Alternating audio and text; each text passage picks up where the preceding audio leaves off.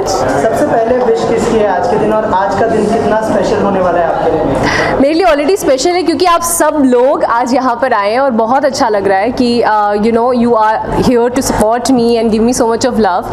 And सुबह से ही इतने विशेज़ आ रहे हैं, सारे लोग आपको स्पेशल फील करा रहे हैं। तो बर्थडे का मतलब ही होता है कि that you are feeling special and feeling really good about the fact that you are here on this planet Earth.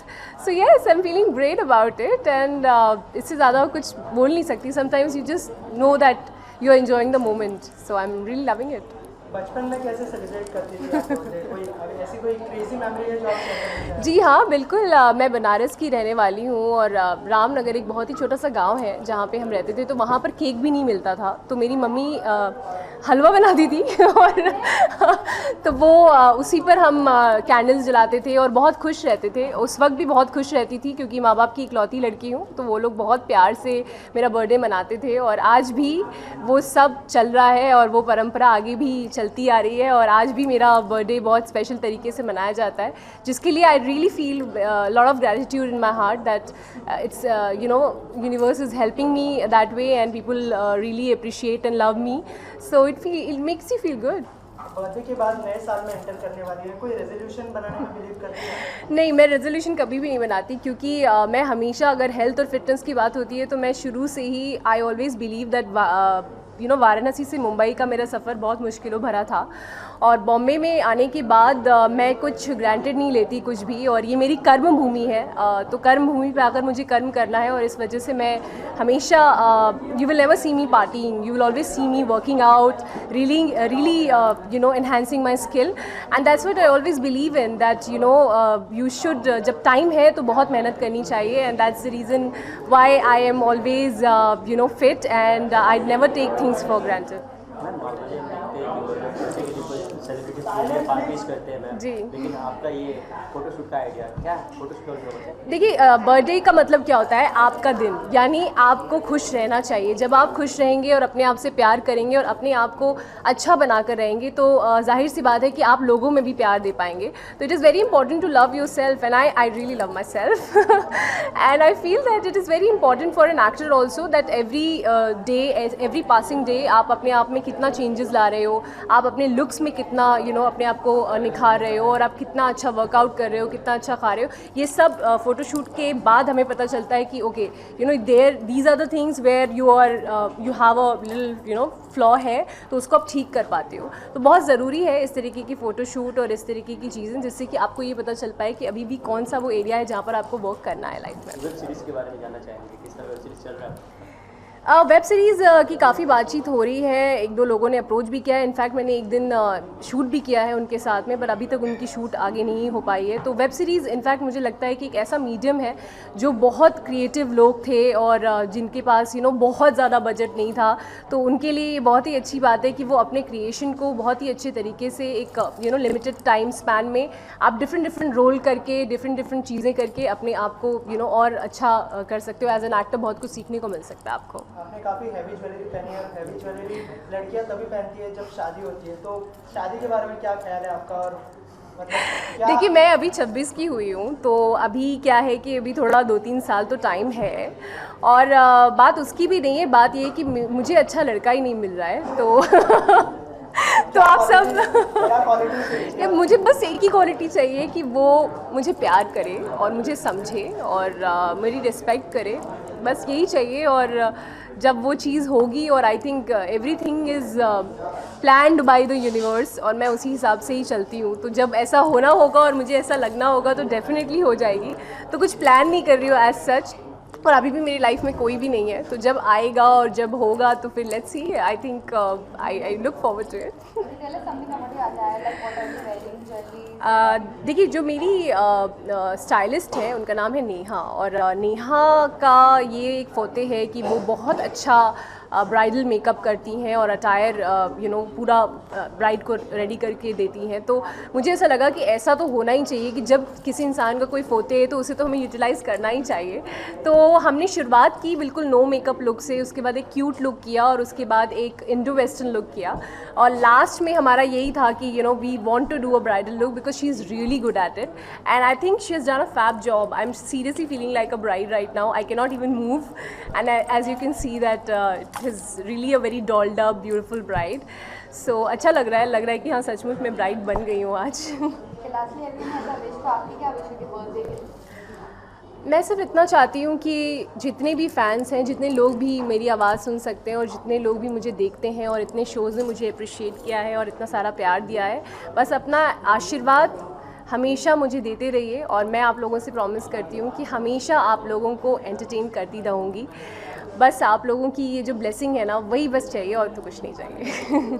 Thank you. Thank you. Yeah, what do you? I'm not supposed to hold it.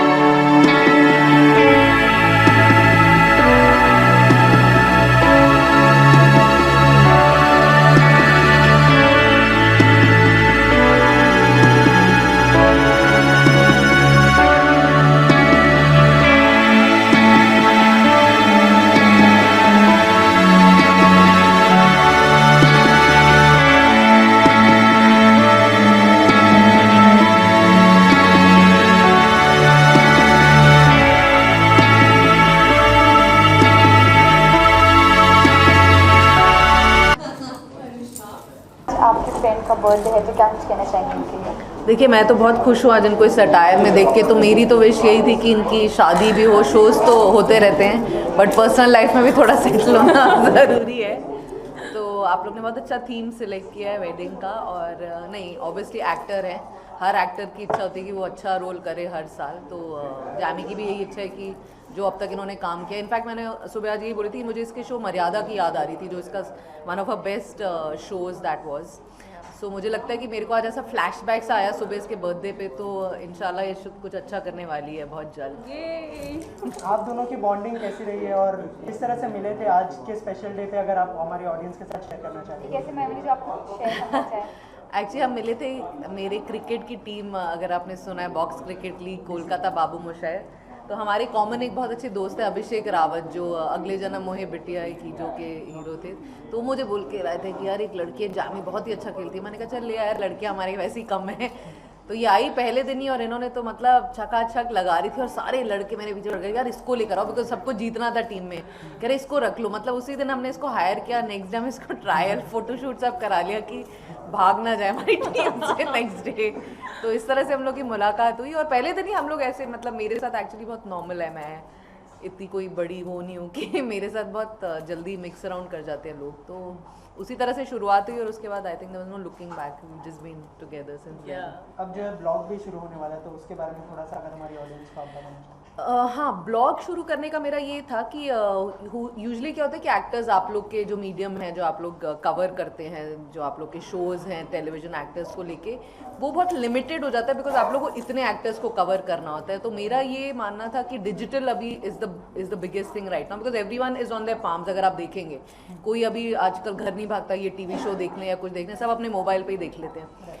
तो मेरे को ये लगता है कि कुछ ऐसे actors हैं जिनके बारे में लोग ज़्यादा जानना चाहते हैं। लाइव और ये सब तो कभी कभार हो पाता है, बट अपनी चीज़ें वो किस तरह से तैयार होते हैं, जो छोटी मोटी चीज़ें, जो normal things with the actors do, you know, not the abnormal things which the news covers. तो उसको रख के मैंने ये सोचा था कि एक्टर्स डेली लाइफ में क्या करते हैं और जो चीज़ें इंटरेस्टिंग हैं, यू नो, कि चाहे वो कपड़े कैसे पहन रहे, कितने के कपड़े पहन रहे, नॉर्मल लोग को बहुत वो रहता है, स्पेशली छोटे शहरों में। तो उस चीज़ को रख के मेरे को लगा कि जामी अपनी दोस्त है और हम लोग का अपना चैनल है, उसको लेके अभी start with her, you know, this blog where people like to know her better.